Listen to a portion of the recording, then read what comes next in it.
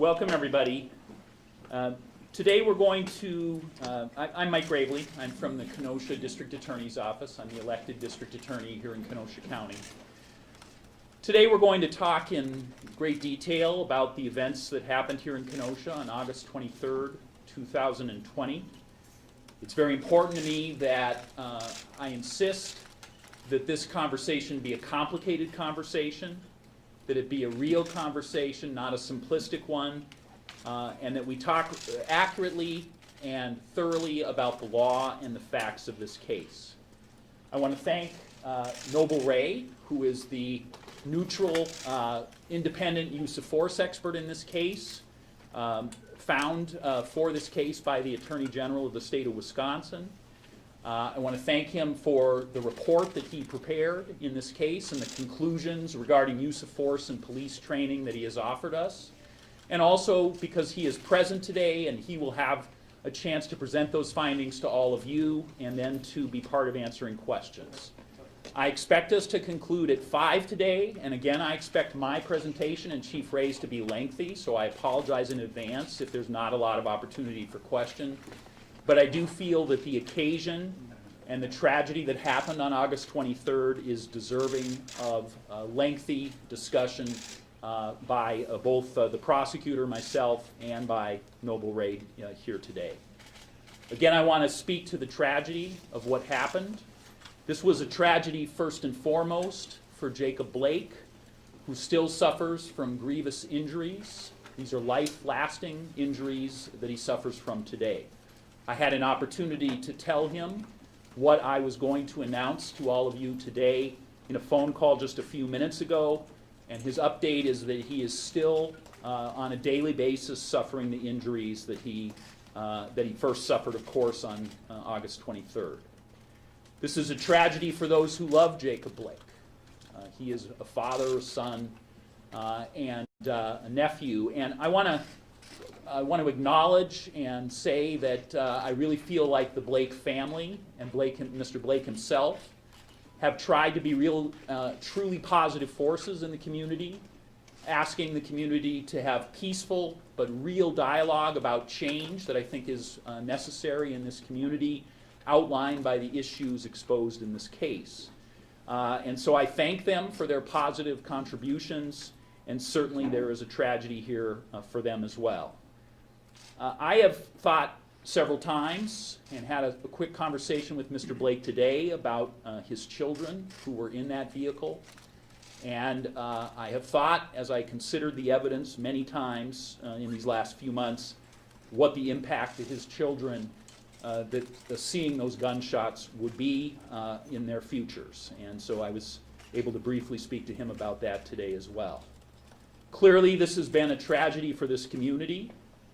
We have seen, based on the results of what happened in the aftermath, that there are persons in this community or outside the community, people who come here, whatever guise that is, that are capable of expressing their anger in these moments by burning things down.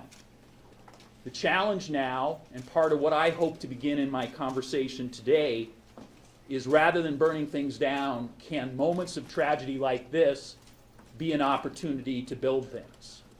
Are there times and circumstances that are tragic where communities in their healing process can begin to make themselves a better community that allows for all points of views and allows for all the parties, even those who feel so disenfranchised, to have a voice? And then I don't want to leave out the officers whose entire careers, in fact their whole lives, have been judged by a few seconds that they conducted themselves on these shifts, and to their families, because there's a tragedy there. They've clearly been impacted in the several months that this decision has been awaited. I want to speak briefly in apology to all the people in the Kenosha community who have suffered in any way from the fact that this date and time of this decision was kept a secret, although possibly the worst kept secret in the history of secrets. But certainly there are many people in this community who felt like their own sense of security or their economic security, their businesses, were impacted by the fact that no one set a particular date, a month in advance, etc., to announce this decision. And that was done deliberately because of security concerns. So the advice we were given is that we could not do that. And so again, I apologize to persons out there hearing this today who are justifiably angered that they were inconvenienced in those major ways because they were not able to be given advance notice. Today, there's a very narrow decision that must be made. And so I will be announcing today the question of whether the District Attorney's Office, in its professional judgment, feels that there is sufficient admissible evidence to convince a jury beyond a reasonable doubt that Officer Shesky or any of the other Kenosha officers shot Jacob Blake unlawfully or committed any other offense. That's the task. It's a narrow task today. It's a legal and professional task. But I want to say that I feel in many ways completely inadequate for this moment. I have never in my life had a moment where I had to contend with explicit or implicit bias based on my race. I have never had a moment in my whole life where I had to fear for my safety with either police officers or individuals in authority. And yet I have had conversations with people that I trust and admire who tell me they do have that life experience. So that is an authentic experience I do not have and I do not bring to this decision today. Conversely, I have never been an individual who has left my family and gone to a shift at work knowing I could face armed persons who might try to end my life.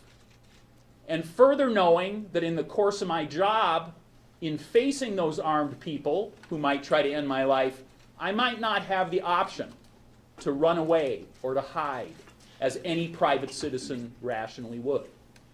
And I know that to be an authentic experience, and that is not an experience, authentic experience I bring to this decision today either. What I do bring to this decision is almost 3 decades as a prosecutor making charging decisions, which is what I'm being asked to do today. I have my entire professional life tried to keep this community safe. Tens of thousands of times I have looked at sets of facts and had to make a decision whether there were sufficient facts that fit the law that would allow the prosecutors, including myself, to be able to prove a case to a jury beyond a reasonable doubt. I have personally taken more than 250 cases to jury trial.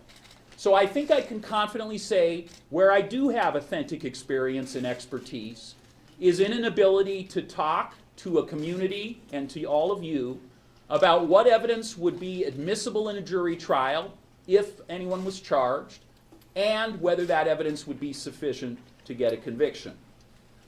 I also have a complete and absolute commitment that that charging decision must be made independent of outside forces or the political winds that swirl about in this year and this era that we're in. It's an absolute commitment I have. And I hope that in these troubled times that our community, and maybe America, has perhaps rarely been in greater need of a neutral, professional person to referee these disputes in the criminal justice system. And so I provide that professional judgment, and I bring that to the evidence today. So, the first thing I want to do is talk about a statute in Wisconsin designed specifically for the investigative and charging process for fatal police shootings.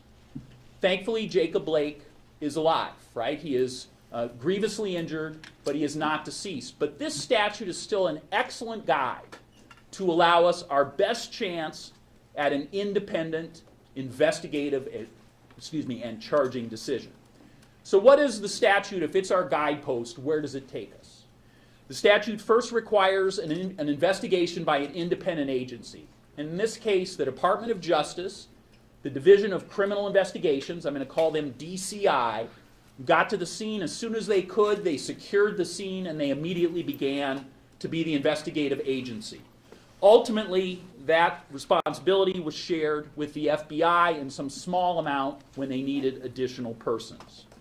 The statute requires that when that investigation is completed, in as timely, expeditious a manner as possible, it goes to the district attorney in the county where the shooting occurred. And of course, that is, in this case, Kenosha. And in this situation, an exhaustive investigation was done. There's more than 40 hours of squad video. There's hundreds of pages of electronic information. There are almost 200 separate law enforcement reports and almost 1,500 individual pages of police reports. So this was clearly a dramatically exhaustive investigation. And was it expeditious? They got it to Noble Ray, the independent use of force expert on this case, by, I believe, October 8th, 2020, and ultimately to the district attorney's office as well. Then the statute requires that the district attorney, the elected district attorney in that county, must determine if there's a basis to prosecute any of the involved law enforcement.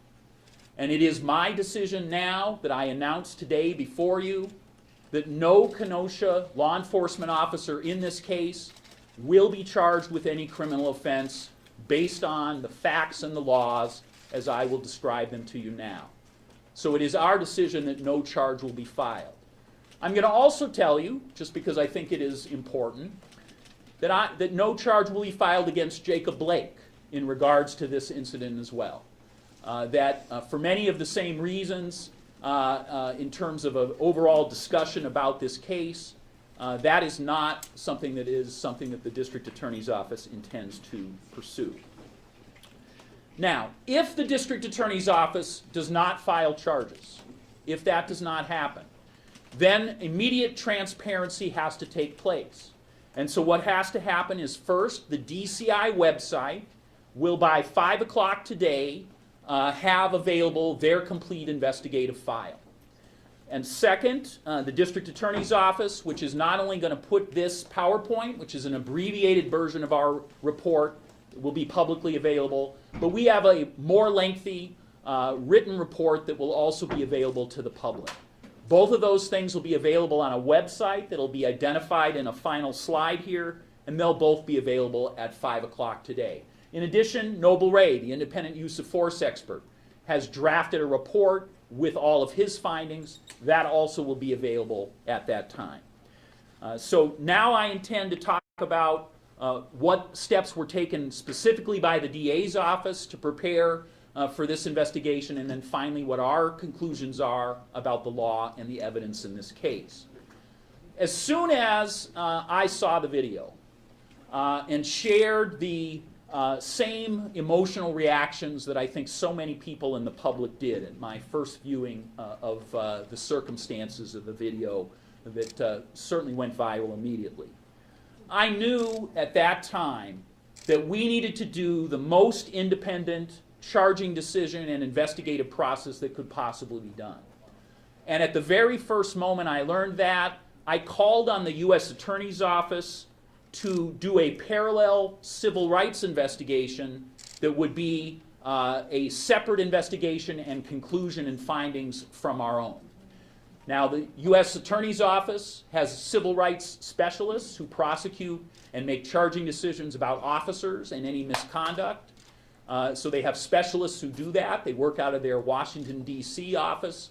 They did agree that they would do an investigation. I know that is going on, and I invite you to contact that office to find out what their status is. I know they are attempting to get to a point where they're able to make charging decisions as well.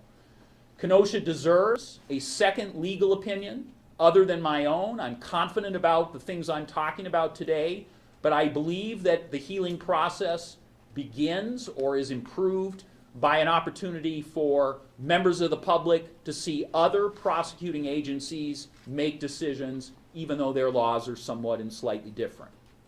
The other thing I did, and I think this is an unprecedented thing in the state of Wisconsin, I don't think this has ever been done before.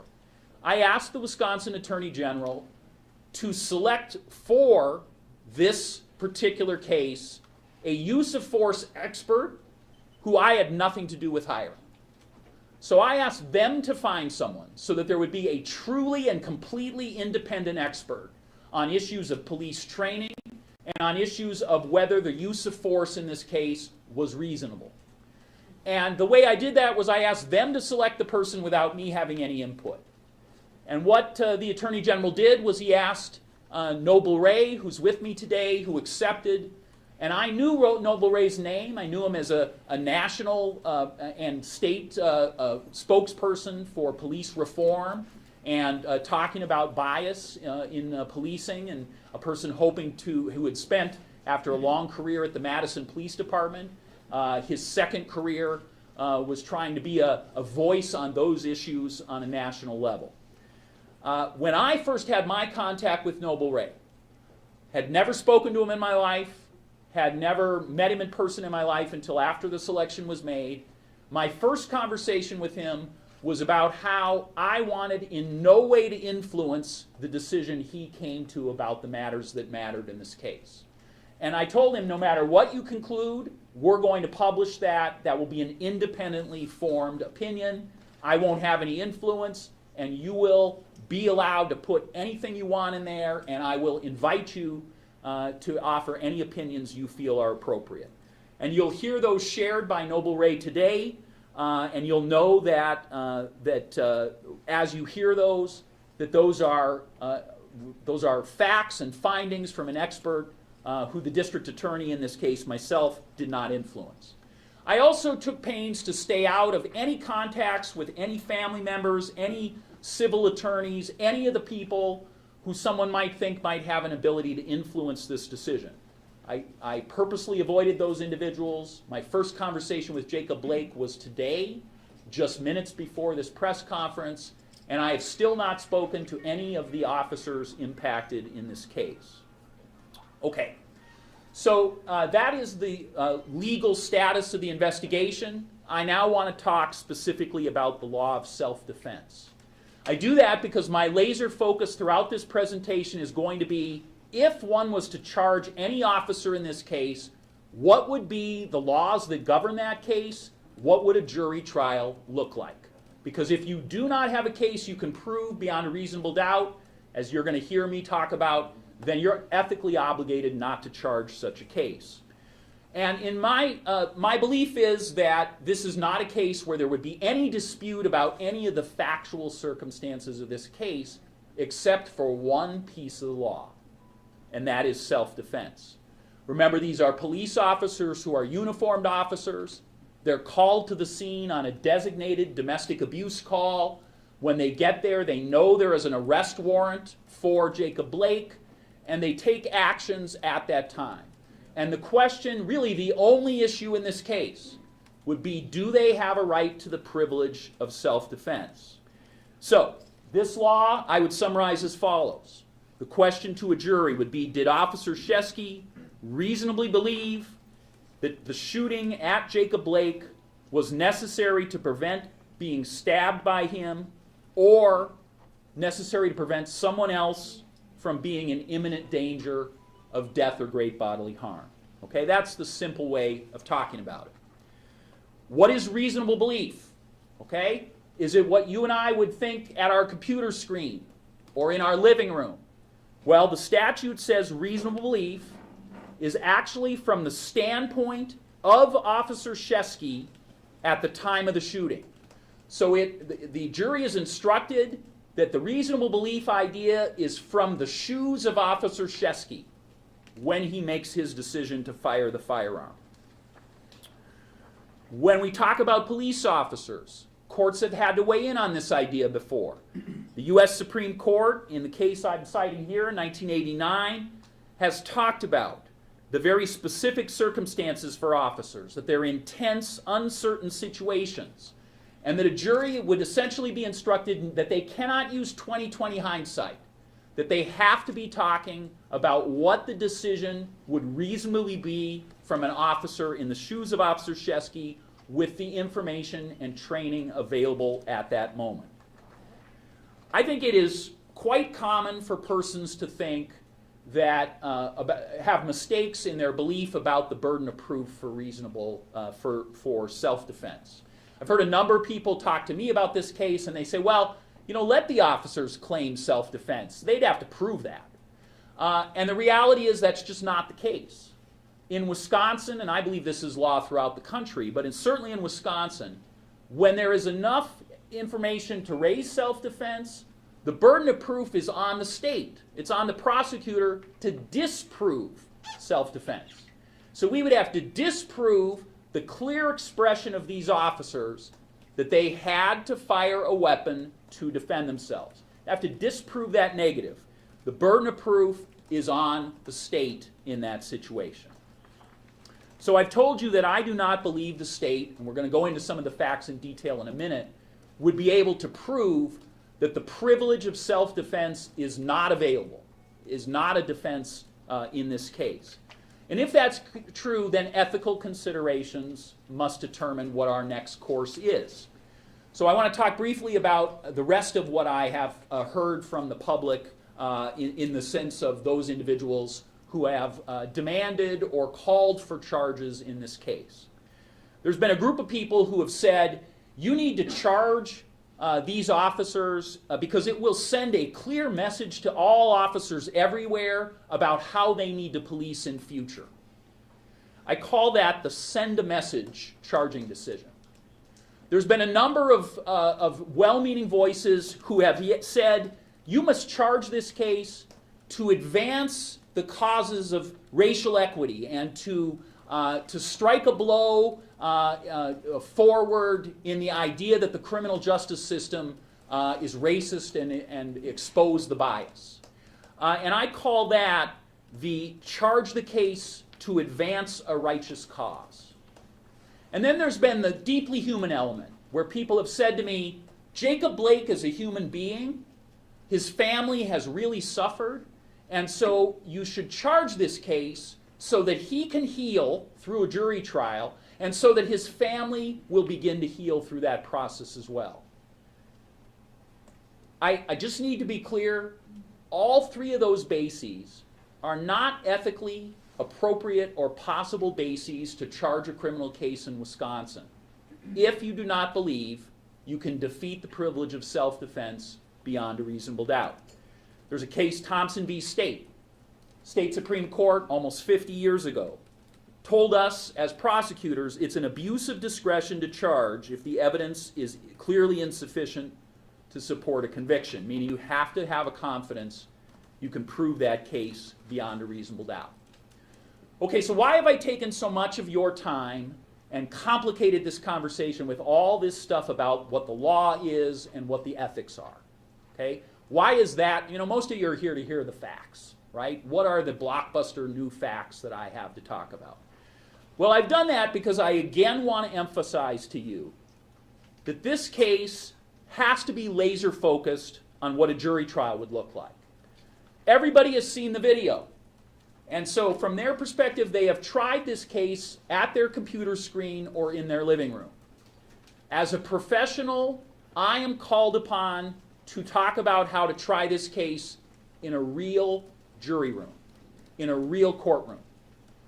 What is the admissible evidence? What would be the actual evidence? How would that evidence play out? And would that evidence add up to a defeat of the privilege of self-defense beyond a reasonable doubt? And so that's going to be the rest of the focus here. What it means is that this case is really all about self-defense, and can it be proven that it does not exist? It is really evidence about the perspective of Officer Shesky. What is his knowledge at each moment? And what does a reasonable officer do at each decision point? Those would be the things that would be primary. And almost none of those things are answered by the deeply disturbing video that we have all seen. Almost none of those things are answered. I divide the witnesses in this case into three categories. Certainly the cops would all be witnesses, all three of these officers. There is general disagreement by the officers who were right there that this was a self-defense situation. They described the same motion that I'm going to go to in detail where Officer Shesky felt he was about to be stabbed. So it's crucial what they knew at every stage, how those officers perceived it, and then also crucial is there any other evidence that disproves, that shows that officers are lying about the things they offered to investigators. And by the way, the officers were completely cooperative in this investigation. Jacob Blake would certainly be another witness in this case. He also was completely cooperative in this investigation. And he, if you prosecuted this case, would be the key witness, right? He would be the star witness of any prosecution case if you even contemplate having a jury trial where you charge and convict Officer Shesky or any other officer. So, focusing on Jacob Blake as the star witness, where are the areas where he and the officers agree? Where do he and those officers disagree? And if he disagrees with the officers, is Jacob Blake a credible witness in those areas? And that we're going to talk about in a second. And then finally, the other civilians, and I kind of put all of us in that same category because we are sort of eyewitnesses as well, right? Because we've seen a video where we also have seen a snap, a few seconds of what occurred in this case. I believe that those civilians who were on the scene would also testify. They would be part of a trial, of course. But again, they do not testify to things that are really in dispute. And so I believe those civilians would be more defined by what they don't know, by the things they are not aware of, than the things they do know. And that when a jury considered this case, their importance would diminish because of the requirements of the statutes. Here are the four things I want you to consider as I talk about the evidence. Number one, is this a domestic abuse case? Okay? If it is a domestic abuse case, are there certain considerations and priorities that officers need to incorporate in what they do? Number two, was Jacob Blake armed? And if he was armed, what does that have to say with about officers' decisions for self-defense? Number three, what does any physical evidence tell us? For instance, can we talk a little bit about entrance wounds into the body of Jacob Blake today and whether those have significance in supporting or in some way disproving any story that officers would have about being on the verge of being stabbed at the point that shots are fired? What about the taser evidence? Is there evidence of tasing that occurred in this case? And then, what does our independent use of force expert conclude is reasonable? What does he say that a reasonable officer would do at each decision point? And I'm going to submit to you right now, when a jury heard and thought about this case, when they hear an independently appointed use of force expert with the long credibility and expertise of this expert that you have before you today, when they hear that he would be testifying that each decision by the officers in this case are reasonable by police officers, are appropriate and reasonable uses of force, that would be decisive to a jury in determining whether the privilege of self-defense could ever be defeated beyond a reasonable doubt. Okay, so with that I want to go through the evidence in some detail. First of all, what is the evidence about why police went to the scene? Well, we know on August 23rd they were called by Laquisha Booker. Laquisha Booker called the police. She reported that Jacob Blake would not give her back the keys to her rental vehicle, and she was afraid he was going to take that vehicle and crash it. She reported he had done that before. So now police know there's a vehicle in dispute. Jacob Blake already has the keys. And the concern is, will he crash that vehicle in an effort to leave? And so we're going to play that 911 call now. You will hear that. That is called what she reported. 23, 2020, 17, 10, 35. Fine. I'm willing to take care of emergency. Yes, I need an officer to 2805 40th Street, Unit D. 280540 Street, letter D as in David. Yeah, letter D as in David. Jacob Blake is here, and he has the keys to a rental that I purchased that I need to take back, and he's not trying to release it. And on top of that, he's not supposed to be here. Today is his son's birthday, so I allowed him to spend a couple hours with him, but he's not giving me the keys to this rental. And that's all I'm asking for. I never would have called you guys. I promise you, I tried to keep from calling you guys. He's crashed numerous of my vehicles in the past, and I literally just bought one, like yesterday. And so just because he heard some false information, he's not willing to give me the keys to this car that doesn't even belong to me. Me and my sisters just saw him skirt off in it and turn around and come back. So I need you guys to come and I need these keys. Okay, what is your name? My name is Laquisha Booker. Go ahead and tell the girls that. Go ahead and tell them that. And not put your shoes on. The police are on their way here. Yes, it is. Do not put your shoes on. Israel, go back and play that. You didn't even want to go outside. Is Jacob there right now? Yes, and he's trying to kiss his kid so he can hurry up and leave. He was here just talking all types of crazy, and now he's walking off now. Now he's getting ready to leave. Well, let me get the license plate. Okay, and is he white, black, Hispanic?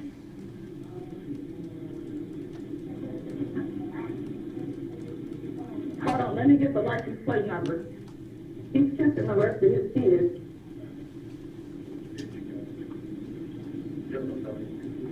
It's IDJ 935.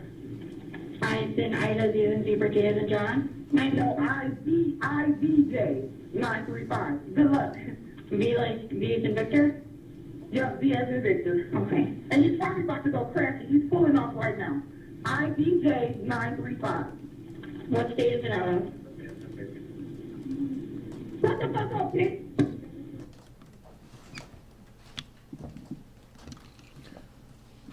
So that was the information provided to 911. The key question then, as I said, the focus is what do officers know at every moment they make any substantive decisions in this case. Based on that 911 call, officers Shesky, Moronic, and Arenas are dispatched to the scene for a family trouble call, that's a code for domestic abuse, involving a domestic dispute over car keys. Dispatch also told the responding officers Blake has a felony arrest warrant for domestic violence offenses and sexual assault. And so you'll hear that dispatch recording. You'll know exactly what the officers were told as they were headed towards the scene. August 23, 2020, 17:11:27. Center code 618-707, family trouble. 618. 707. 618-707, 2805 40th Street, 280540 Street. Complainant says Jacob Blake isn't supposed to be there, and he took the complainant's keys and is refusing to give them back.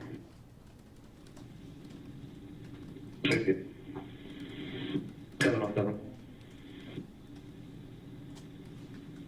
Headquarters 618-707, just first 43. We have an alert at this address for 99 for that subject. 55. 707. This is what comes up on the squad computer. So what you're seeing now is a picture of what Officer Shesky, who's in the passenger seat. Officer Moronic is really a brand new officer. She's driving. Shesky's able to operate the squad computer as they proceed. And this is what is on there, including that warrant information. As you heard, they heard that that warrant is linked to the same address. Again, another sign to officers who do not have complete information available that this is the place where the sexual assault and domestic abuse occurred that Jacob Blake has a warrant for. That's the warrant. It's a felony warrant for his arrest. So, that's the evidence that they have as they proceed in the squad car. And you'll hear that in a moment that Officer Shesky operates the squad computer and gets a little more information about the warrant as they are driving to the scene. What other information do officers collect before any force or any action is done by officers in this case? So they arrive at the scene. Officers Moronic, Shesky, and Arenas all gather and head towards where Laquisha Booker and Jacob Blake are located at this apartment building. And Officer Shesky sees Blake putting a child in the disputed vehicle. So now Officer Shesky has the added information that this vehicle that he believes Jacob Blake has keys for, that he knows is in dispute, now has a kid that's been included in the mix in that vehicle. Officer Shesky hears Laquisha Booker yell, "It's him, it's him. He has my keys, it's my car, it's registered to me." And Shesky indicates one of the few conversations he has with Jacob Blake, one of the very few words that are exchanged between them, is Blake declaring his intention. I'm taking the kid and I'm taking the car. Officer Moronic hears something similar from Laquisha Booker. And for anyone who would doubt that the officers are truthful about any of their reporting, certainly there is a civilian witness who also says she hears Laquisha Booker yell to the police, here he is, he's trying to take my kids and take my car. So I'm going to suggest to you that the information you've heard so far is clearly, to any officer who hears it, a domestic abuse scenario that is there for them to reference and think about in terms of the considerations they must now make.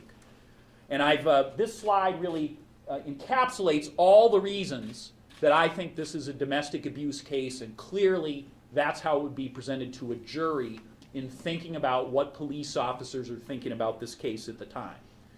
Now, I don't know if that's been out in the public. I don't know if any public take on the Jacob Blake shooting has been, oh well, wait a second, let's consider how officers have to think about domestic abuse.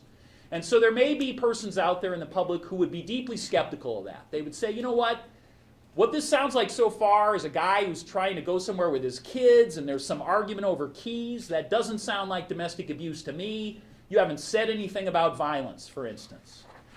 And only for that reason do I believe this slide that's coming now about prior contacts between Jacob Blake and Laquisha Booker on the issue of domestic abuse. It is only relevant for that purpose I just described.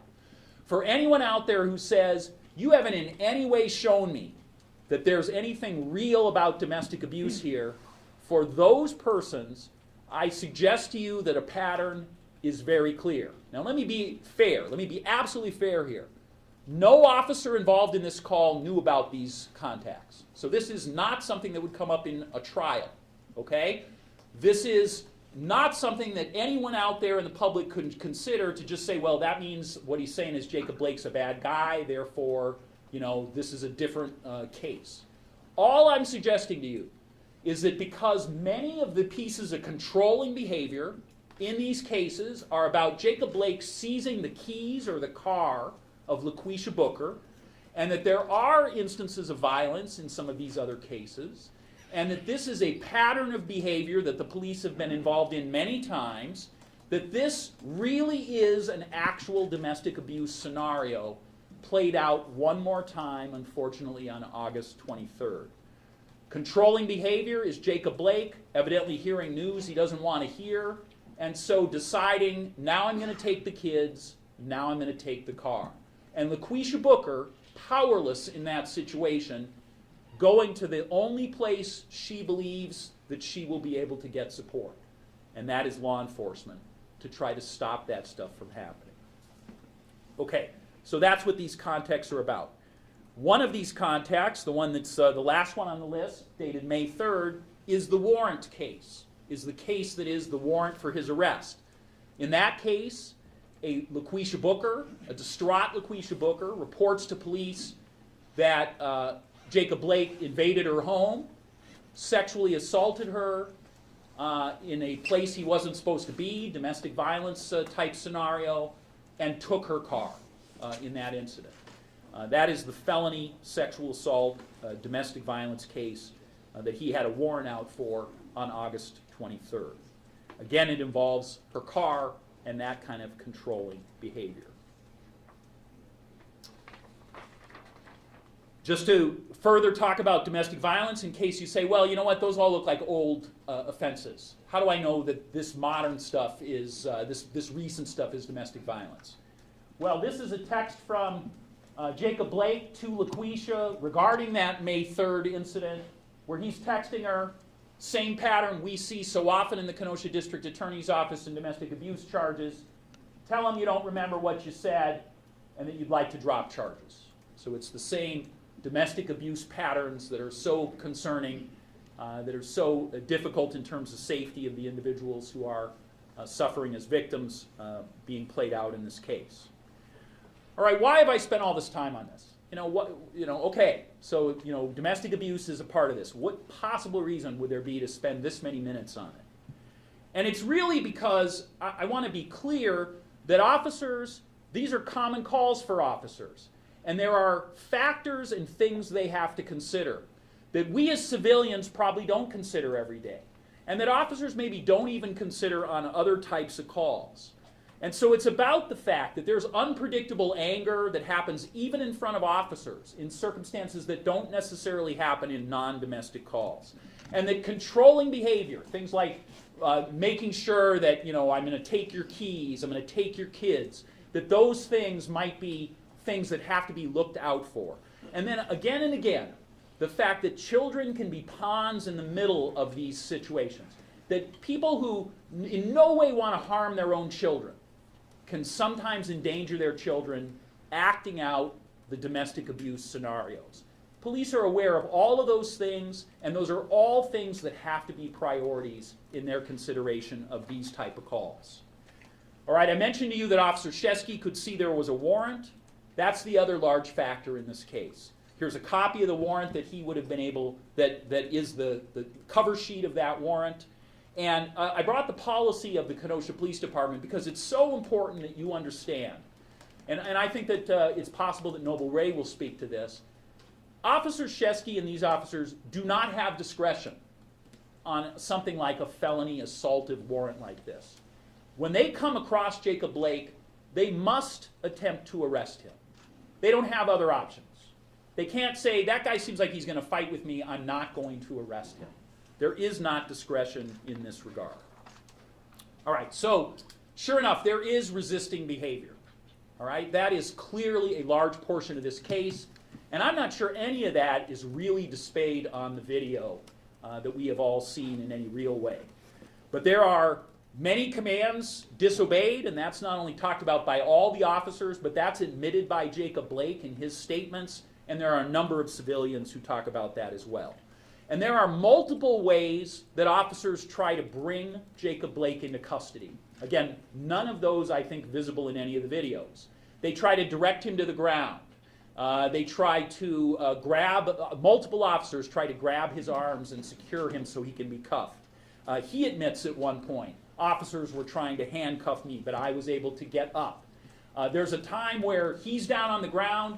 I think we'll show you a video in a second that's enhanced, where a really close viewing of it shows Jacob Blake is on top of someone who has to be Officer Shesky, based on everyone else. And Officer Shesky says, I was on top of him, and then he was on top of me as we were grappling for me trying to get him under arrest. Most importantly, he was tased twice using remote kind of tasers, and once with a direct strike with the taser. So I'm going to suggest to you 3 attempts were made to tase Jacob Blake to get him in compliance. There's the refuse of tasers all over the ground at different locations in this case when the scene is explored by DCI. And both Officer Moronic, but most importantly Officer Shesky, who's an officer who's been around for a few years, say they have never seen a defendant before who had as little impact by tasers as Jacob Blake did.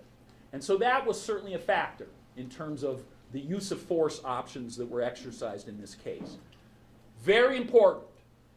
Jacob Blake, while actively resisting, arms himself with a knife. I continue to hear, I think I heard at the rally last night, the vigil, where someone again said he was unarmed. It is absolutely incontrovertible that Jacob Blake was armed with a knife during this encounter. uncontroversial. Most uncontrovertible because Jacob Blake, in all of the times he spoke to DCI, admits he possessed a knife. Even tells us at different times he had the knife in different hands at different times. So he arms himself with a knife and refuses to drop that knife. And I know that knife is not easily visible in the video, but we're going to show it to you in a minute. So first, this is the video where you can see at the back of the vehicle a struggle going on.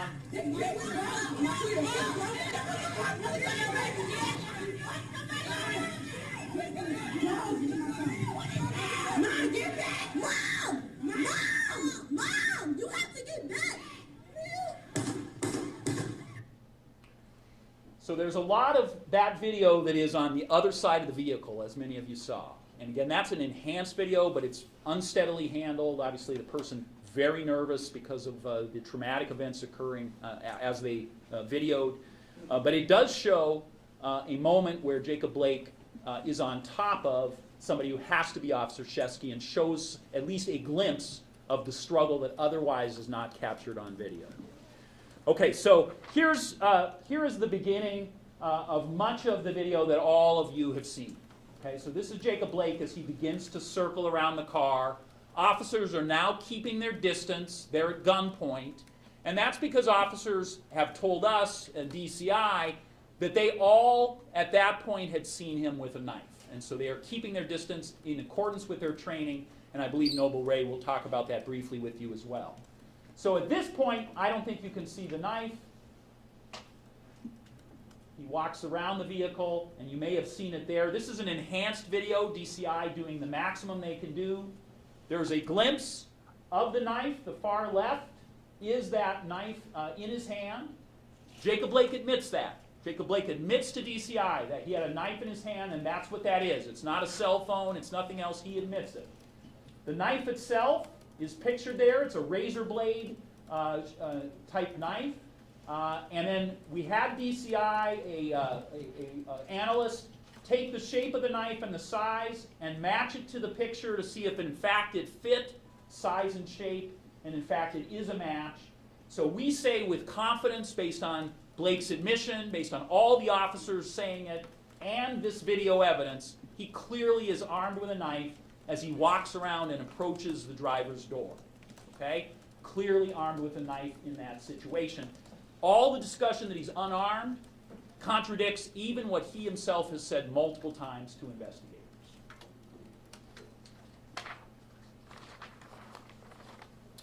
Officers also yell, and citizen witnesses hear this, drop the knife. Under what circumstance would they be so specific unless it was a knife that they saw? I'm going to have you briefly listen to that enhanced audio.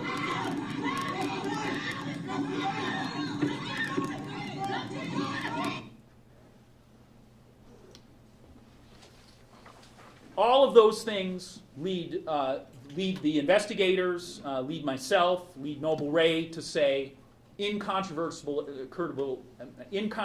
evidence, that he's armed with a knife in this situation. So what happens next? So Officer Shesky, again, confronted with the information we know so far, has additional decisions to make at the point we just left that video. Officer Shesky knows that an armed man with a felony warrant who has just forcefully resisted arrest appears to be about to flee in a vehicle that is a disputed vehicle, and there's at least one child in the back. Those are all facts that Officer Shesky has in the context of a domestic abuse case at the point he has to decide what to do next. And at that moment, Officer Shesky decides to re-engage. Up till now, officers have distanced themselves because a knife is possessed by Jacob Blake. So the question is, should an officer re-engage? Should he put himself back in harm's way by going and getting close again to an individual who is armed with a knife? Officer Shesky decides to do that. He grabs the T-shirt of Jacob Blake. Why does he do that? Well, he tells us that he did that because now the approach and entry is into the vehicle. Officer Shesky says and I'm quoting or trying my best to quote him, "I don't know what he's going to do. Is he going to hurt the child? Is he going to take off in the vehicle? Are we going to be in a vehicle pursuit with a kid in the car? Will he hold the child hostage?" All of these things are things he is considering. They're running through his mind when he puts himself in harm's way and grabs the T-shirt of Jacob Blake. At that same time, let me just say, first of all, a use of force expert, Noble Ray, finds that decision to re-engage based on the factors that Shesky cited in my quote. Use of force expert Noble Ray has made the finding that was a reasonable decision to re-engage at that time. Obviously, risking at that point that there'd be further confrontation and the potential for harm. So, this is the moment in this picture you're going to see now. This is the moment where Officer Shesky decides, I've got to re-engage. At this same time, Jacob Blake tells investigators, I have switched the knife, which was in my left hand, and I have moved it to my right hand, because he opens the door with his left hand. So now we know the knife has moved to his right hand, per what he says to DCI, and also the fact that this door is opened with the left hand. This is the moment where Officer Shesky makes a decision. I can't let him get in that car without being back in harm's way.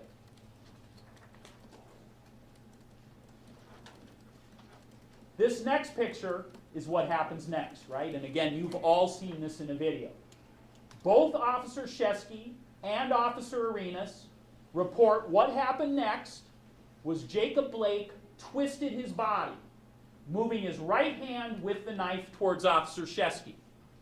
So and they demonstrate this, so they say what he does is he takes, again the knife is now in his right hand, and he goes under his left and makes this kind of movement. So he switches his torso back towards Officer Shesky. Both officers say that occurred. So Officer Shesky is the one who's got the T-shirt. Obviously, he's in a perfect position to observe that. Officer Arenas is looking through the car window. He's also in a perfect position to observe that. Okay? Both of them say that's what happened. Unfortunately, when we view the video, Officer Arenas and that car door are in our way and don't allow us to see what happens to the rest of the body of Jacob Blake in this case. So I'd submit to you, here's where the video fails us, because it doesn't provide us any information or ability to take a look at whether that twist of the torso occurs. What we do know is that there are two civilian witnesses who also say they see a movement that I think any defense attorney for these officers would certainly argue is consistent with what the officers see. Okay? Why is this important? Because then this is not just officers saying this has occurred. This is other civilians on the scene who, based on their vantage point, are also able to add this perspective. A witness, DC, who indicates he has socialized before with Jacob Blake. He is on friendly relations with Jacob Blake. Says he saw Jacob Blake trying to get in the car. He saw Jacob Blake ignoring officers' commands. And ultimately, he saw Jacob Blake, what he says is twist his torso toward the officer from right to left, and then he heard the shots. He describes that twisting of the torso motion as sudden and rapid. And he's down the street, again at a vantage point that is less obscure than our video in terms of the doorway or the officer. There's also a witness right across the street. A.H., she says she sees Jacob Blake walking very fast around the street side of the car. He opens the car door. The police officer was behind him, and the police officer pulled at Jacob Blake's shirt. She says Jacob Blake then turned slightly, and the police officer started shooting. There's a picture here where we have an arrow to where she's located.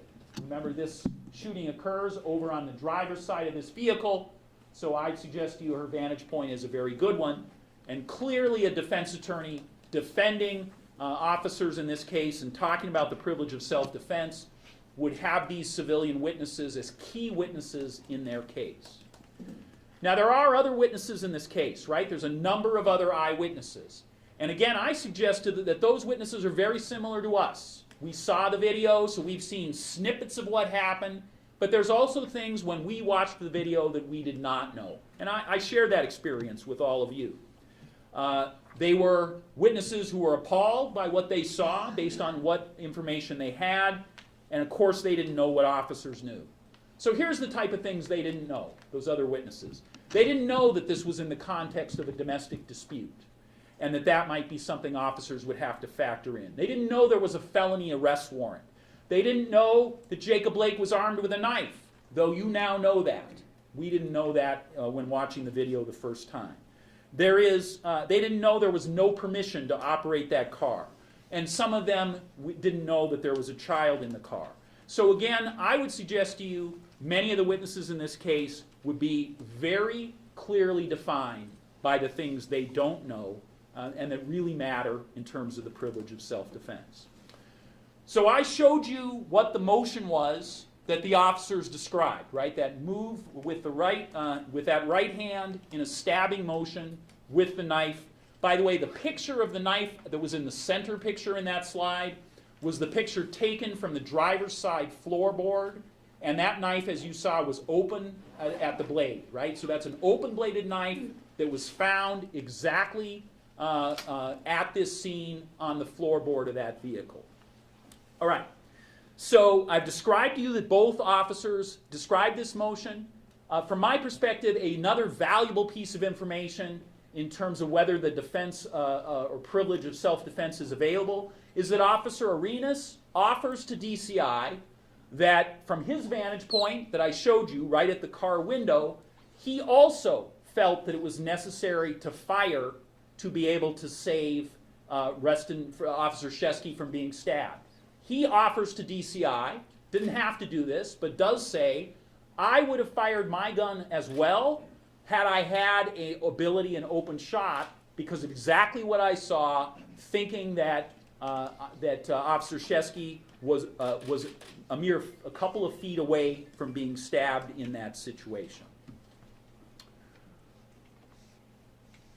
Now, a couple things matter to me. Officer Shesky says, we were all aware that Jacob Blake was armed with that knife. We separated away from him. Officer Shesky says, I never felt it was appropriate to shoot my firearm just because he displayed that weapon. Officer Shesky does not say, I felt it was appropriate to shoot my firearm because he was about to flee in a vehicle. He doesn't say any of those things. He says the first time I felt it was appropriate to fire my firearm is the only time Jacob Blake showed any offensive intent. And that's when he made that motion where he was bringing his hand over towards me to stab me with the firearm. Officer Shesky shoots Jacob Blake 7 times. Okay, now this has been thoroughly discussed. That's a fact that's certainly known to the media. What the media may not know, and again, I've heard the narrative many, many times over the last few months where people say Jacob Blake was shot in the back 7 times. What we did was we went to Brian Peterson, who is the medical examiner in Milwaukee. So DCI went to him. They had him look at the medical reports and the x-rays. Quite appropriately, the ER doctors in this case were not prioritizing where entry wounds or exit wounds were because they were trying to patch up and do the fabulous job of saving Jacob Blake's life, right? So we asked an expert to come in who usually looks at cases, obviously, when people are deceased, right, a medical examiner. And we asked him to weigh in. And the opinion he has offered is that 4 of the wounds are to Jacob Blake's back, but 3 wounds are to Jacob Blake's left side. 3 of the entrance wounds are to Jacob Blake's left side. Okay, so again, Officer Shesky fired 7 times. It is absolutely appropriate for the public and any of us to consider, well, is that 7 shots excessive? Is that too many shots? And here's where Noble Ray again offers his expertise. He went into some detail in his report, and I believe we'll talk a little bit today about why 7 shots would happen and why that is within what he would consider a reasonable range of shots. Most importantly, Officer Shesky says, I continued to fire until Jacob Blake dropped the knife, because I am trained to fire until the threat stops. So here's what happens, according to the officers. What happens is that Jacob Blake makes this motion, okay? He's fired on, and we know that Jacob Blake ultimately ends up seated in the driver's seat of the vehicle. We also know that his right hand has the knife and that it is dropped on the driver's side floorboard. So if you think about the defense in this case, if you think about how they will talk about this case, right? Are the physical evidence based on entry wounds consistent with what the officers say? Well, if you go to stab someone, the portion of your body that is exposed is the left side. That's what is facing an officer, Officer Shesky, who is firing the shots. We'll show you a diagram of where those shots are located on the body. This is, again, the best estimate. Here is Brian Peterson, the doctor, offering that opinion. So you can see those primary entrance wounds are right under that armpit, okay, on the side, 3 of them there. So if the natural reaction of anyone being shot at is after that occurs, you're turning away from the shots, then it would be at least a rational argument by the defense to say that is why there are also shots to the back, right? Because they've moved back. And we know his body comes back to facing the officer in the back because he becomes seated there. Now, we have no way of determining which of those 7 shots come when. So we don't know the order, right? I'm suggesting to you simply that there is a rational, logical scenario that anyone defending this case for these officers would be able to use this physical evidence I'm describing to be able to persuasively tell a jury this is consistent with what these officers have told you about what occurred. Okay? And you will hear Officer Shesky said, I stopped firing when there was no longer a threat. You'll hear also that Officer Shesky had 10 more bullets in his gun at the point DCI comes across him. So clearly he has not fired to empty all the chambers of his weapon. He stopped volitionally firing that weapon. He indicates why or when he did that. I want to mention one other moment that mattered to me. I don't know if it will to you, but I just thought it has to do with the tremendous difficulties and challenging of modern policing in the era that we're thinking about today. Officer Shesky says that after he finished shooting, that Jacob Blake came to a seated situation. He put his weapon away, immediately tried to determine whether any other weapons were a threat, and then he pulled out Jacob Blake and immediately began life-saving measures on him. And that's also reported by the videographer in this case, who says, as a civilian witness, those officers took him out immediately and began to help him. And here's a moment that I thought mattered because it talks about all the things that we are demanding and expect of officers.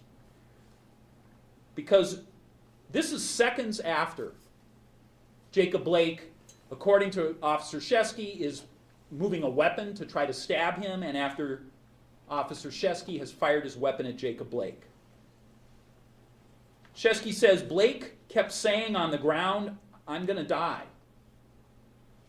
And Shesky kept saying to him, you're going to be okay, as they waited for the ambulance. Here's the officer and man who were just in kind of mortal conflict, right? And now the officer's role is to be the consoler, to be the person who tries to get him through those grievous injuries. That is the varied, complex conversation that we need to have about law enforcement in America today. Because Officer Shesky seamlessly wore both of those hats at the moment in this incident. Without delay, without pause, he wore both of the hats that we absolutely would want him to wear in that situation. A protector of a domestic abuse situation, and then ultimately a protector and consoler to Jacob Blake. Okay, I mentioned Jacob Blake would be a star witness. Okay? Absolutely necessary witness if anyone was to say that Officer Shesky was going to be charged with criminal behavior. You would absolutely need to put Jacob Blake on the stand, no doubt about it. And so the question would be, are there a lot of things he agrees with the officers on? And there is. He admits he got into an argument with Laquisha Booker. He admits he wouldn't give back the car keys. He admits he was armed with a knife. He admits he physically struggled with officers. He admits he twice ripped out the taser probes and continued on in not complying with the officers. He admits that he was attempting to get in the driver's seat of the SUV. All of those things that are completely agreed on.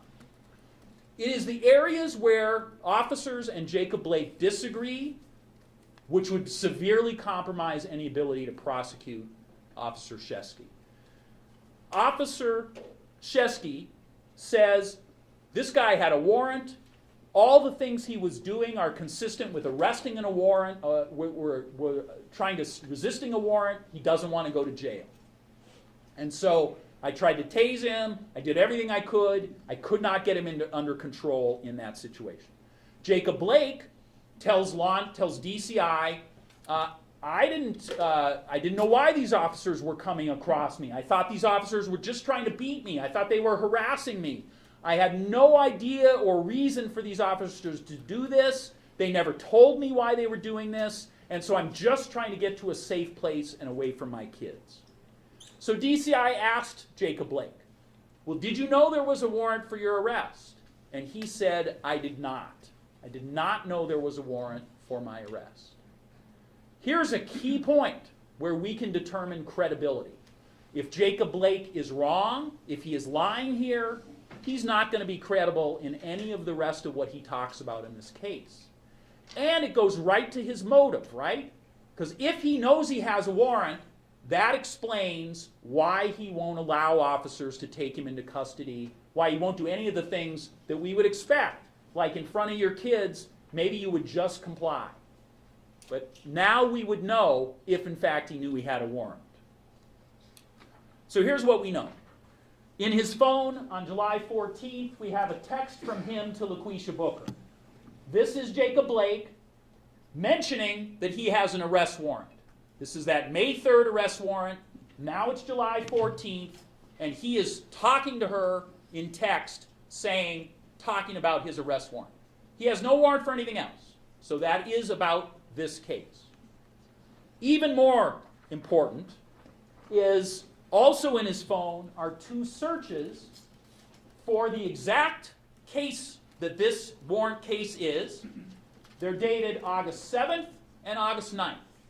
So on his phone are internet searches, and what this website does, Circuit Court Access, is it tells you whether you have a warrant. One of the things, the major thing it does, if you haven't appeared, which he hadn't done, was it tells you if there's a warrant. So remember I showed you the text where he is trying to convince Laquisha to say I don't remember and drop charges. Here he is checking to see if that's occurring. This is just a couple weeks before the shooting. He knows, based on these searches, that there is a warrant for his arrest. Another key question in this case for this star witness Jacob Blake at a jury trial would be, what is his intention with this knife? Now this is a huge controversy. Jacob Blake says, I had a knife. I don't remember if it was open or not. I don't think it was open. We know it was open. We found it that way. You've seen the picture. But more importantly, he says, I had no intention in any way of doing anything towards an officer with this knife. I never lunged at an officer. I never twisted my body towards an officer with this knife. The knife had no impact where I was trying to do something with an officer. And so there was a quote from him to DCI. He says to DCI, why would I pull a knife on a cop? What am I, a knife thrower? I ain't going to pull no knife on no damn cop. That's just stupid. Okay? Here's why this is important. because when he says to DCI, I would never be that guy. I'm not the guy who would ever pull a knife on a cop. Now he is exposed to cross-examination. Remember, if he's going to take the stand, the defense attorneys are going to cross-examine him. And the problem is there's a 2010 case, Cook County Sheriff's Department case, which will be subject to withering cross-examination on Jacob Blake having made that statement I just described. So here's what would happen. He would be asked on cross-examination, so you say you're an individual who would never pull a knife on an officer, is that true? Well, isn't there a prior occasion in 2010 where you also resisted officers when they tried to command? And isn't it true that in that case you also reached into your waistband with your left hand and pulled out a knife? By the way, that's what what the officers say occurred in our case as well. Left hand got the knife out of the waistband. And isn't it true that in that case in 2010, you produced a knife where the blade was open? Remember, in our case, a knife is produced with the blade open. And isn't it true that officers jumped back, they yelled knife, and they drew weapons, and even after those officers in 2010 drew those weapons, you slashed at an officer's chest? And then he'd be asked under cross-examination, isn't it true even after officers pointed weapons at you, you proceeded towards them, saying, come on and shoot me, still swirling that knife around in a threatening manner? And isn't it finally true that you refused repeated commands to drop the knife and were tased multiple times before they took you into custody? Okay? A lot of similarities to our case. Again, it in no way would be able to demonstrate to you folks that he acted in conformity. This is 10 years ago. But he would be subject to absolutely devastating cross-examination that a jury would hear about an incident where he did display a knife, and if he denied any of those things, he would be shown the police reports. If I was cross-examining him, I would present him with the police reports and say, please read this. Are you saying the officer is lying when he reports each of those details? That would be the jury trial that would occur if Officer Shesky was charged and the privilege of self-defense would be in place. Okay, so I've told you about two ways that I think Jacob Blake would be devastated as a witness in a jury trial. And I do that from a professional place. I want to briefly talk about Laquisha Booker. I've mentioned her by name today, despite the fact that she's an domestic abuse victim in my perception of this case. I do that because after a very initial contact on August 23rd, where she confirmed many of the details of this case, she has been completely unavailable to DCI to try to do any follow-up discussion. So here's a witness who's present directly for almost all of what happened. She's the person who originally made the call to police, and she has not made herself available to DCI. And so really, as a prosecutor, I'm only able to go with the evidence that is available to me, and she has not been available. She also was not available to the special prosecutor on that warrant case. So Walworth County took that case as a special prosecutor. They could not find her. They could not serve her. And so when they resolved their case, they made a record saying, we're not able to find her. A week after, right after Thanksgiving, we were very close to being at a point where we were going to issue a decision in this case. And DCI received a tip that has some factual discussion or circumstances as to why Laquisha Booker may not have been available either to DCI or to Walworth law enforcement. And at that time, those things began to be investigated by DCI. And so we wanted to give DCI an opportunity to see if that investigation could be completed. It's still a pending investigation. I'm not going to answer any other questions other than that we have no specific concern that she's unsafe. But I'm indicating to you there is an investigation going on about that. Again, I'm going to refuse to answer any additional questions regarding that. But from my perspective, that's both important because it did delay this case, and also important because it is consistent with the difficulties that a domestic abuse case brings, and she's a witness who any prosecution of an officer would certainly expect to bring. Okay, with that, I want to say finally that Noble Ray is here. I'm going to introduce him in a moment. And I'm just going to ask you to consider finally that ultimately in a self-defense case, what would happen is that the question would happen is, what would a reasonable officer do at each of the decision points here? And that's why this neutral, independent use of force expert was so important. And so Noble Ray was employed in this case. Again, I don't think it's ever been done that way before, but he comes with extraordinary qualifications. He has some opinions to offer, and when he's finished, I'm going to briefly conclude. Thank you very much.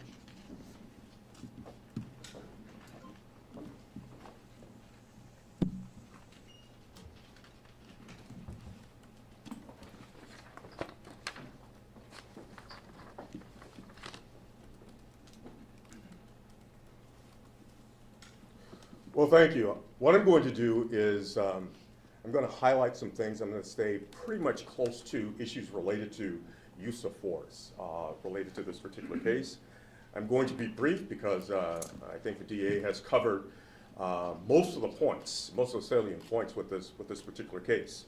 Let me start off by saying, just like many of you, when I was contacted originally by the Attorney General's office about exploring if I could be part of this particular case, you know, I was a bit surprised because having served as a chief of police in the state of Wisconsin for 10 years and law enforcement here for 30 years, this is something that is unique. This is something that has not been done, to my knowledge, where you would have an expert witness in this fashion. Usually, it's someone that is that is in the field doing it. The reason why I was asked was because in the state of Wisconsin, for those of you that are not aware, there was a law that was passed in 2014 that required that the Department of Criminal Investigations would have to do the investigation. And that was for reasons of transparency, objectivity, etc. But before then, as a chief of police in the state of Wisconsin, we had to do our own investigations. So I had the unique responsibility as a chief of police for 10 years of overseeing somewhere in the neighborhood of 10 to 20 officer-involved shootings. So I come to this with the perspective of having to deal with officer-involved shootings as an administrator, as someone who has investigated, and as a 30-year officer that has investigated use of force complaints.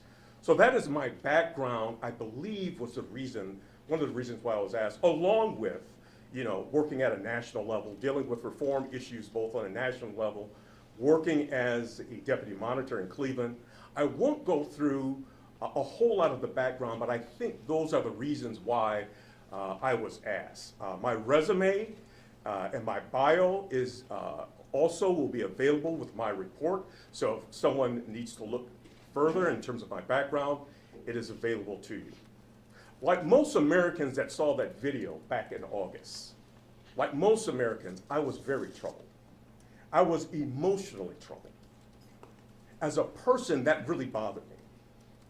From a human standpoint, it just cut away in ways that, you know, most of us really understand. That was very difficult to watch. As a police professional, when I looked at that, I had problems. The first thing that came to my mind as Mr. Blake is rounding the corner in front of that vehicle is, why didn't the officers just grab him? Why didn't they just grab a hold of this guy and take him down? Why did they allow for him to get to that side of the car and then shoot him in the back? That's how I felt. And those were my feelings that I had. The other feelings and emotions that came from this was this. You had a mother, and I'm a father. You had a grandmother, you had a mother that you could see on television was in a lot of pain in terms of what happened to her son. You had a father that was angry, which I understood. I understood that time and that date, the anger and the feelings. Having led a police organization for 10 years, I knew that the officers and their families were also going through anguish. Overtones of a domestic violence situation led me to believe that these things are still real in the society. So that's how I came to this. These are the emotions, these are the thoughts that I came to this. I was asked to do an independent investigation and independent review. Again, as an administrator, as someone who has been involved with use of force issues. So let me hit on some points, because again, I think a lot of the points have been hit on, but I do want to emphasize some things that was there. First of all, officers in the state of Wisconsin and all over the United States are bound by Graham versus Connor. It is at the root of what they're thinking. It is at the root of how they approach a use of force situation. And Graham versus Connor, there are three things in the state of Wisconsin and all over the United States that an officer is thinking about in use of force. One is the crime. And in this particular case was unique. The seriousness of the crime was already taken care of in reality because it was a search warrant, a serious felony warrant for sexual assault, a serious felony warrant. So that part was taken care of. And what's important about that is that in most use of force incidents, an officer is calculating in their mind, do they have PC? Is this serious enough based upon Tennessee versus Garner? You have to have some level of seriousness. Okay, so that was one, the crime. It was already taken care of. The PC was already dealt with by a judge. It had been signed off on it. So that's one. Number two is the person actively resisting. Actively resisting. That means that they are just doing everything they can not to be taken into custody. And in this particular case, you've heard the DA describe this. And in this particular case, I would call it extreme actively resisting. There were four areas in which the encounter with the officers took place. And I will describe these four areas. Because what most people in America saw was the last part. They saw the part where the struggle is taking place and the officers back away, and then Mr. Blake goes around the corner. But there was something that happened before then that I want to describe. What happened before then is Officer Shishke and the other officers responded, and they knew they immediately were going to make an arrest. That's the nature of an arrest warrant. Officer Shishke approaches Mr. Blake. They have a brief dialogue. According to Officer Shishke, he believes that Blake is going to try and run. So he immediately reaches out during this very brief conversation and tries to take Blake into custody, and it is at that point that it is on. The active resisting starts to take place.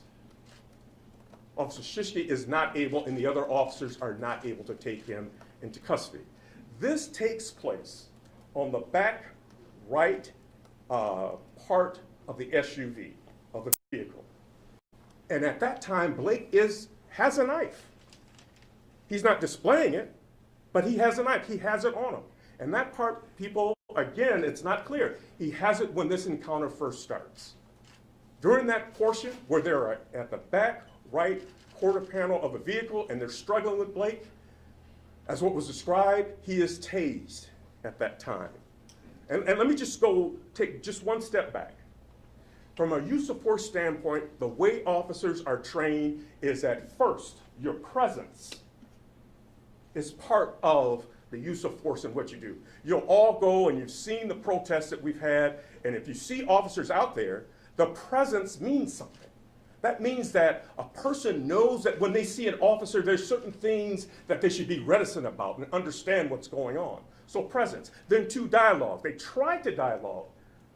But as what was mentioned and what I found in the reports is that it happened so quick. There were some comments exchanged between Blake and Officer Shishke, and it was on. So presence and dialogue, those are two different things. I mean, those are two key parts of use of force. Then the third part of this is that they were physically, with open hands, trying to take him into custody. And this went on and on and on. Okay, the other part, while they're at this back right quarter panel, is that Mr. Blake is tased. The taser prongs, based upon the officers, they believe that they deployed the taser in the manner in which it should have worked. Mr. Blake takes the taser prongs out, they have little or no effect. At the same location, they try what is referred to as a drive stun. Now, if you talk to people in the profession that really are experts on tasers and the impact of tasers, this is unusual.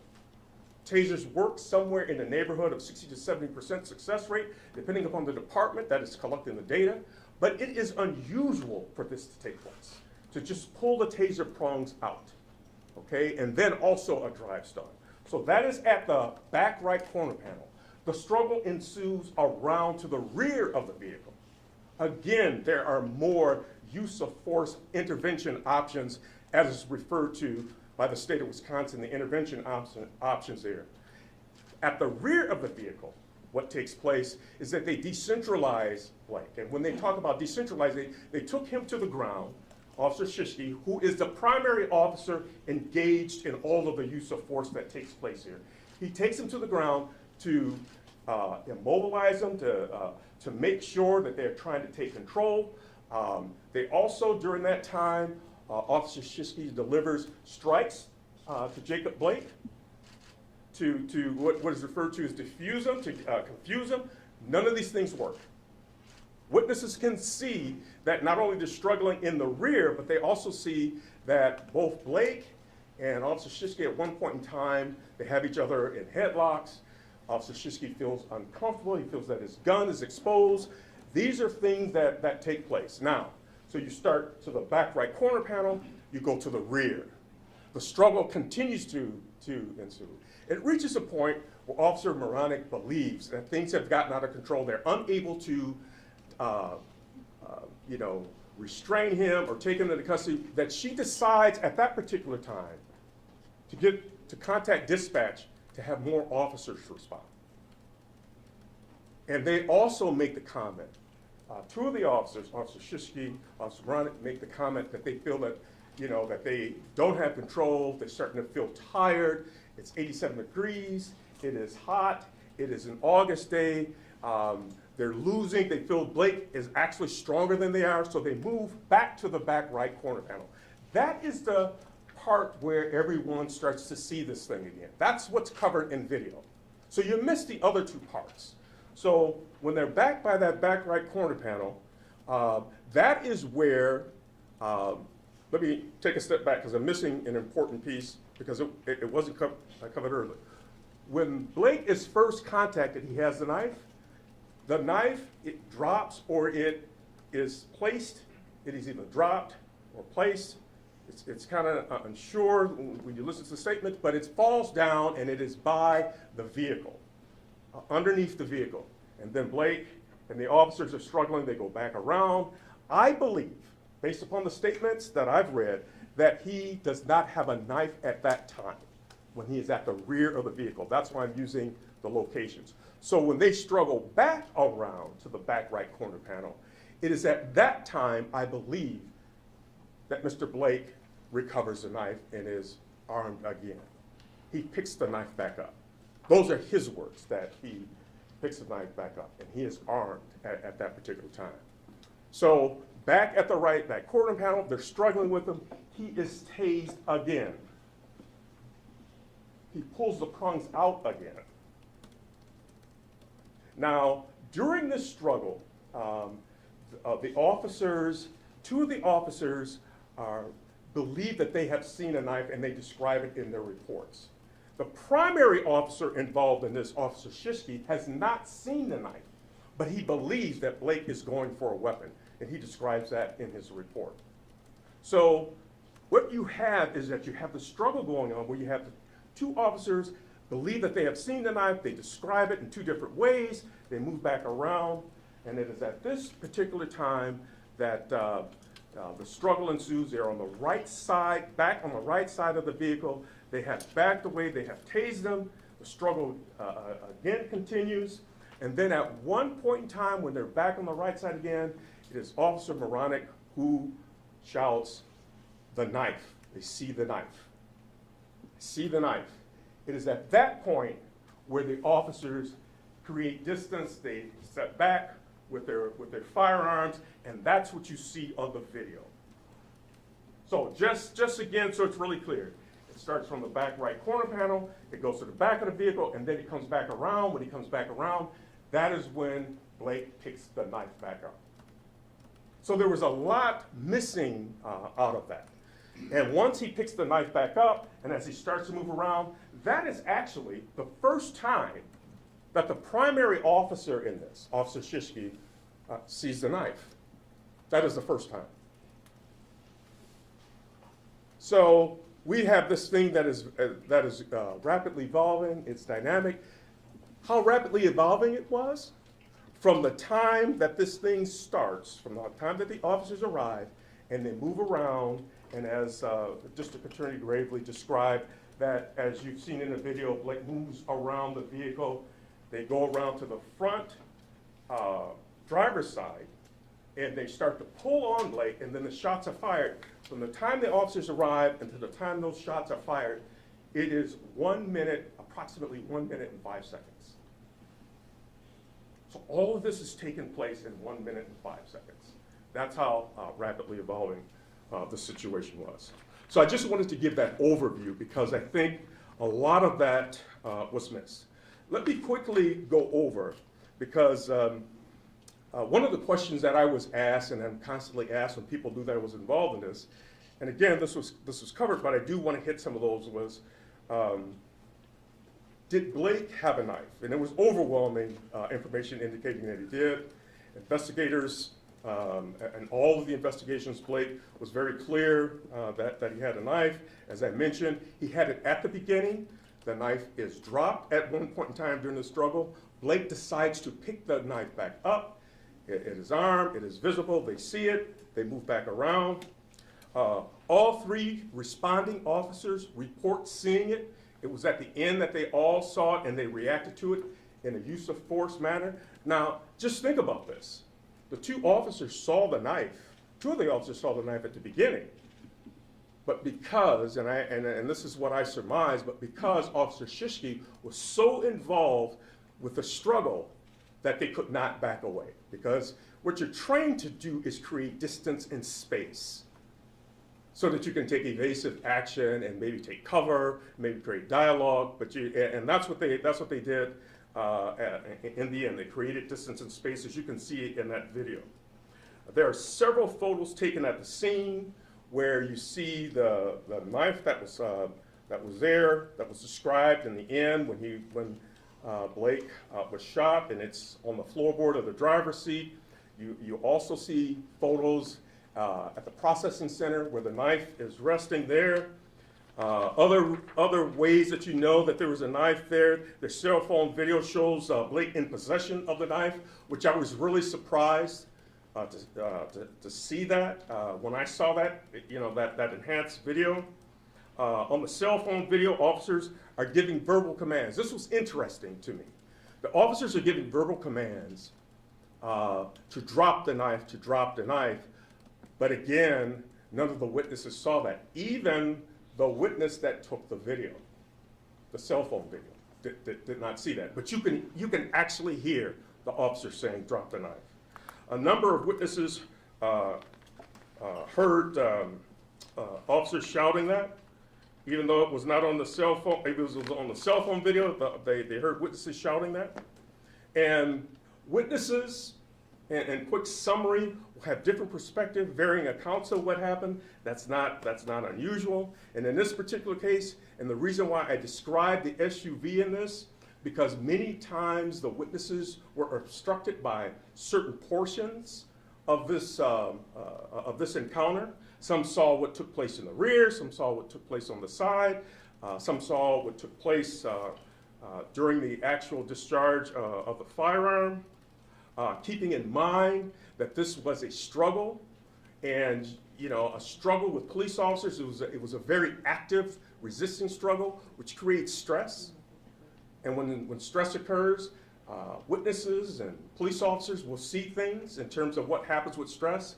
Things like you get tunnel vision, things like auditory, exclusion, memory distortion. All of those things take place. You focus in on the gun, you may miss other things. That is not uncommon. Besides the officers that were yelling. As you heard in the video, citizens were yelling. Some actually saw Officer Shishki make initial contact. They heard what the exchange. Some heard, some actually saw the tasing and the responsibility. I mean, how that the response to that. So there were a whole host of things that the witnesses saw, and it varied in accounts. And my point here is that when this is public, sometimes we think that there's a conflict, but it depends upon your perspective. It depends upon your location, your distance, your proximity to what's going on. And then there are all those things that happen in terms of tunnel vision, attentional bias. Do you focus in on something? Do you miss other things? Also, the rapidly evolving nature of this. This took the entire incident. By the time they called dispatch, that shots were fired, it was about 1 minute and 5 seconds. Going to officers acted reasonably at the scene. There were 4 key decision points that I looked at, and I want to go through these really quickly, but I do want to hint on them.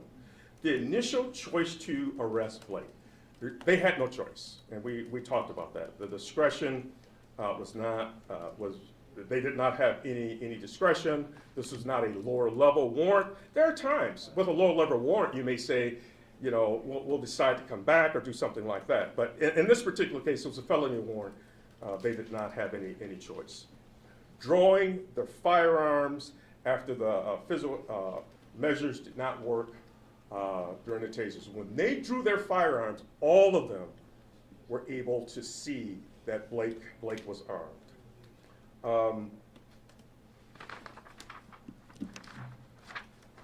The choice to re-engage and to grab Mr. Blake before he got into the vehicle.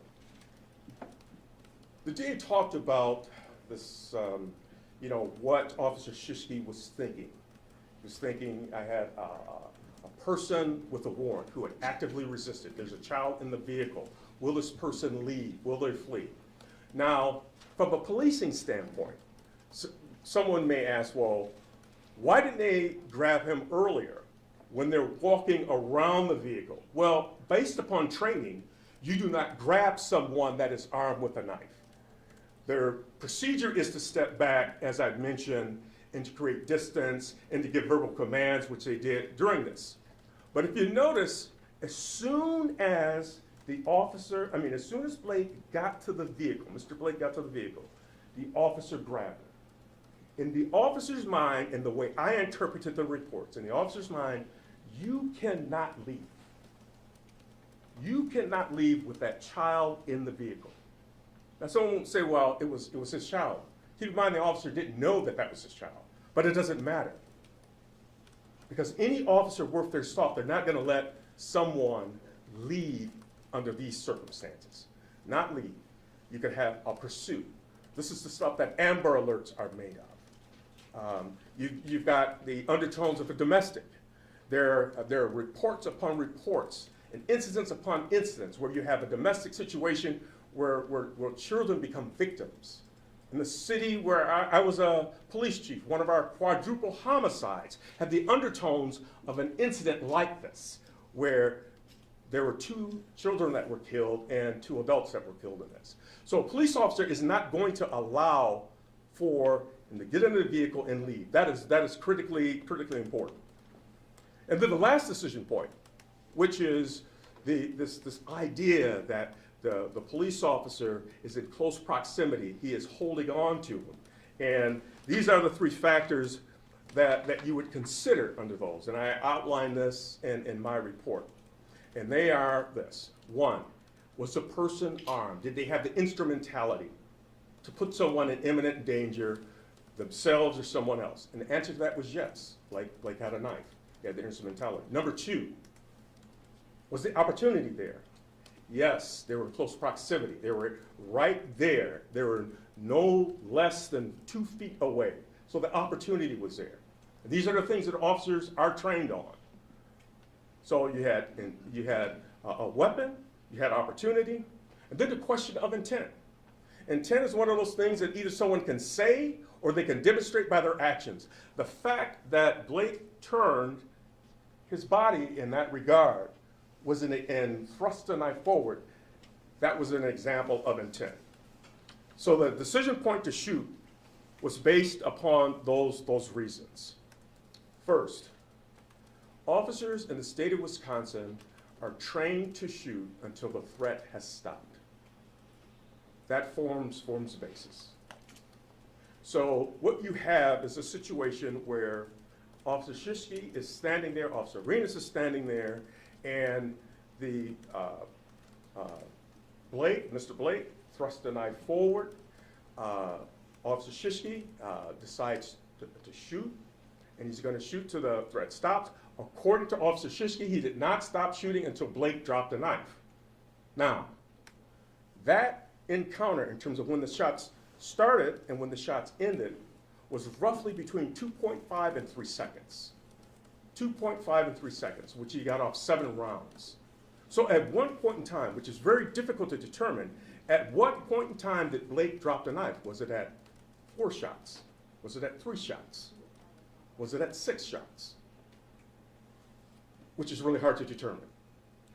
But in 3.5 seconds, it would have had to have, in 2.5 to 3 seconds, it would have had to been within that time frame. So that's how quickly those 7 rounds went off. Adding to the complexity of this is something that is referred to as the perception reaction time cycle. And in short, what that is that when you decide as a police officer that you need to stop shooting based upon what you see, feel, and understand in terms of the stimuli that this is no longer a threat, so you have to articulate that or think about that in your mind and then have a physical reaction to stop. The experts in the field say that takes somewhere in the neighborhood, that gap time takes somewhere in the neighborhood about 1.5 seconds. In that time, you can get off another round, and that is the reaction time. Adding to the complexity would be things like officer readiness, meaning training, experience, age, all of those things come into play. Also, stress, auditory exclusion, time distortion. This is a stressful environment that the officer is operating in. So that is why I concluded that it was in an acceptable range. An acceptable range, a range. So the range works like this. There are those things that are under in terms of use of force, and there's those things that are excessive. The accessible range falls right within that category there. So let me move to the last thing that I would like to comment on in terms of kind of a framework that you use here, is that, as I mentioned, if I didn't, I'll clarify it, the officers involved in this use every one of the intervention options to try to restrain Blake during this situation. It was everything from presence, dialogue, hand techniques, diffusing techniques, to tasers, to eventually, unfortunately, really unfortunately, was the use of deadly force. In all of those situations, there's this thing called proportionality. And proportionality works like this. 1, did they use the proper option for that particular situation? Did they use the taser when it was called for? Did they use dialogue when it was called for? Did they use hand techniques? It needs to match the certain set of situations that the officer is involved with. That is proportionality. That you obviously don't use a baton to hit someone when the situation calls for dialogue. That's the type. Then it is the amount. Was the amount proper? And in all those situations that we saw, that the amount was proper. Then the third thing, and that is what America is looking at, and this is why I want to end on that, is that even if the officer does all of those things, there is still something that is called the eye test. Does the American public see it in that way? And that is always a question that we struggle with in terms of proportionality. It may be legal, it may be within policy, it may be with training, but there is still a question with the public in terms of proportionality. So I'll leave it at that and turn it back over to the DA to see if there are any questions for Q&A. Yes. Can I ask a question? Sure, go ahead. Derek Monroe, wls-tv, Berlin, Germany. According to your policy, which dictates basically shooting someone until the threat is stopped, why is it showing up that it's mostly that shoot to kill? Why one shot was not sufficient to immobilize someone, either leg or arm? Why did it take 7 shots to stop the person? Yeah, I'll let Chief Ray talk about it. Okay. First, this has evolved. When I first started in policing, we were trained to shoot 2 rounds, recover, examine what is going on in your environment, and if the threat is still continuing, then you shoot 2 more. What has happened, or what had happened over time, is that between the time that the officer would lower to the low ready, the threat at times would still continue and the officer was in jeopardy, and many times the officer would get hurt or killed. So the training evolved to the point where, right now, is that you shoot until the threat has stopped. Now, many people will think that officers shoot to kill. That is not what they're trained to do. That is not the philosophical underpinnings of what officers are expected to do. An officer is expected, when they're using deadly force, to use deadly force to the point where the threat has stopped. Does that make sense? Or is it? Well, but it's very subjective because, the threat has stopped. The whole world was looking at this. European public look at this simply as a matter of extreme excessive force. Okay. When it takes 7 bullets to stop somebody. It's just not acceptable in many different cultures. Maybe it is acceptable here, but frankly, for a lot of people outside of the United States who are looking at this, that looks like a prime example of the police abuse. I would totally concur with how this came across. I felt that way. But the flip side of that is that it is not necessarily true that in a use of force situation that it would only take 1 shot to stop a threat. What you want to do is to stop the threat. That is the intent. That is the approach behind this. Question from the Adrian Broad is here from CNN. What is your message to members of the Black and brown community, those who were expecting at least an attempted murder charge? You said at the beginning of your statement, as a father, it was tough for you to watch, and the district attorney, I would ask you the same question. At the beginning of your presentation, you outlined so clearly you don't know what it's like to walk in the shoes of Black and brown people. So let's speak to that, please. Thank you. And the question is, what is it like? Could you? Well, the question is, what is your message to members of the Black and brown community? They see you there, they saw you as someone working closely with the case, and most likely put their trust in you. My message is this. This was a difficult case. It was a difficult case when I was asked to get involved in this. It was hard for me to get involved in this for a variety of reasons. One, because of my work and my profession. One, because being born and raised in the state of Wisconsin, living here and dealing with many of the issues that Black and brown people deal with. Dealing with this on a national level, going into cities like San Francisco, Memphis, when all of these high-profile, Cleveland, when all these high-profile incidents have come up. I would like once to be able to provide some perspective in one of these incidents to say that this works. The criminal justice system works. It works for you. It works for everyone. But our ultimate obligation is truth. My ultimate obligation in looking at this was to look at the facts and to determine those facts and to share the facts. The reason why I got involved in this is that I wanted to be an outside person that looked at this. And there were decisions that were made by a number of people.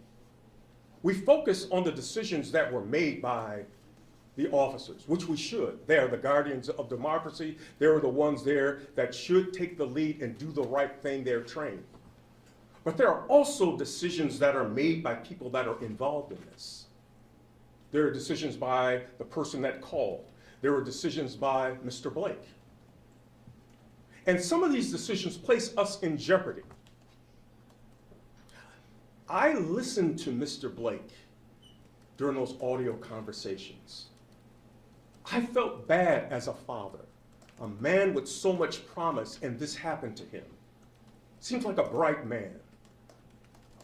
I looked at the eyes of those eyes of the child that sat in the back seat of that car and wondered how that was going to impact that child and wondered what the future was going to be. The criminal justice system is a difficult system. It is hard, it is harsh, it is difficult. It has the history of racism on top of racism, and we are trying to work through this. But we cannot work through this by just trying to find a decision that is comfortable with people. We've got to find the right decision. It's got to be grounded in truth. It's got to be grounded in facts.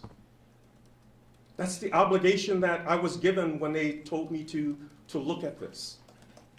30 years and I have struggled with this. It has been a stressful endeavor to be involved in policing for 37 years and to be an African American male. And I feel it in the worst way. That's why this is so difficult, but I was not going to step back from it. What is Mr. Gregory. What is the employment status of the 3 officers involved? Are all of them still with? Yeah, we don't have neither of us have anything to do with that. So we're not able to help you in any way on that. Why couldn't the officer, you said that it was impossible for the officers to let Jacob Blake leave, although all the time we hear that, like, in a hit-and-run case or a high-speed chase, it's too dangerous to continue the pursuit. Why was that not even an option in this case? To let him leave? Go ahead. Yeah. Thank you. Okay, what you want to do in a situation like this is minimize the harm and minimize the risk. So the harm that we had there at that particular time is we had harm and jeopardy to the child that was in the back seat, harm and jeopardy to the officers that were at the scene, and potentially to the people that were there. To have a vehicle that is moving around at a high rate of speed, you have increased the harm to the community. You have also created a situation where we get hundreds of thousands of these a year, potentially, where you have an Amber Alert, you have a child that is abducted. And the connection here is that many of these take place not with strangers, their boyfriends, their relatives, their fathers. The incident that I talked about in Madison when there was a quadruple homicide, that was a father involved in a domestic. Another one was a boyfriend in 2011, where 2 babies were found in the trunk as a result of a domestic. That's what officers are trying to avoid. How many children were in the car? I want to speak to that briefly as well, though. So those of you who are from Kenosha or know Kenosha know that in the 4 months just prior to August 23rd, there were 2 fatal accidents where police chased individuals. So we had 2 fatal accidents resulting in the deaths of the individuals driving those vehicles. Laquisha Booker has a prior contact in those cases where a vehicle was stolen from her in the context of one of those domestic incidences. Officers got in a high-speed chase with Jacob Blake, and her vehicle was crashed.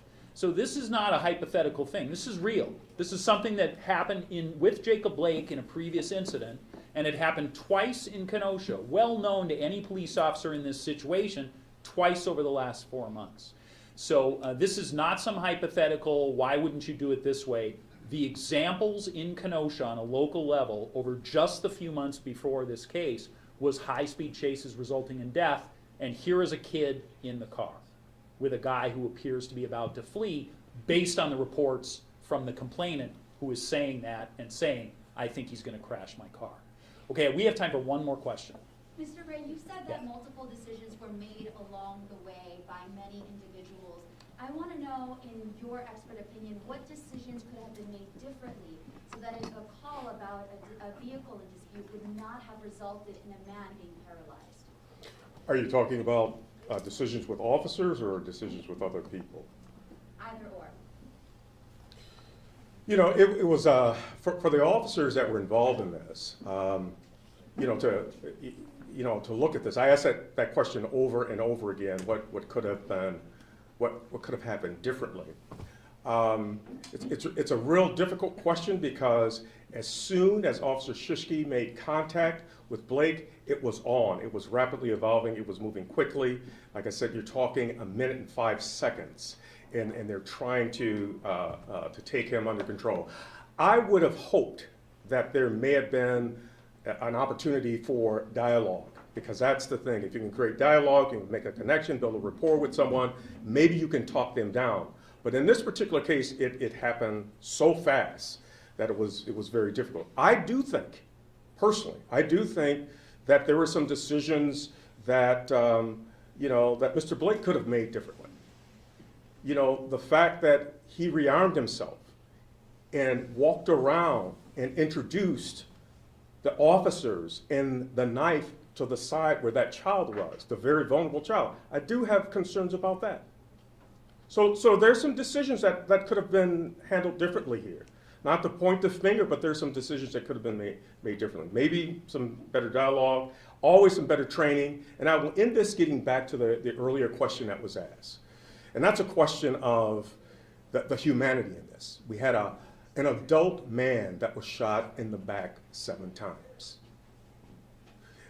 No society should ever accept that. We should be looking for different ways and different strategies to be able to, if our goal is to stop someone and not to kill someone. A gun is a very destructive tool. We've got to come up with better tools, better strategies, and better ways of being able to address incidents when our goal is to stop someone. Mr. Gregory, how much more helpful would have body cameras been in this case, given you were using 2 witness videos from far distance and you had to zoom in on certain aspects of this? So that'll be the last question, and I thank you for the question. So when I talked about how we now need to build, that's really the priority now, is to figure out how this tragedy can be something to build, and that is a must. You know, this is a case where both the use of force expert and myself would have been dramatically assisted by body cams being present. Obviously, those direct views that you see from those 2 officers should certainly have been preserved on body cameras. This is the 3rd largest police department in the state, right? The Kenosha Police Department in terms of sworn officers. And what will come of this, I believe, and certainly I think that it is absolutely appropriate for the community to insist, is body cameras in a position where an incident like this will not happen again without it being fully recorded and everyone being fully accountable. Should all law enforcement in Kenosha County have them? Every law enforcement officer in Kenosha County should have body cameras, and many of us have been saying that for years, and that's absolutely appropriate. Thank you. Will this presentation How many be of the children available? were in the car? Can you just say that, please? Thank you, guys. DA, will this presentation be available? Yes, so there is going to be a final slide. Did you put that up? Which will have both the availability of our written report and the presentation in full, and that will show you the link to that, right? Okay. So that'll be up in just a second, and you'll have an opportunity to do that. And I'm sorry, we have security that's only for a limited basis, so I apologize. Can you just say how many children were in the car? Was it just the one? I believe there were 3 children in the car. And all Jacob? 2 for sure. We believe that all 3 were his. Certainly 2. Thank you so much. Yes.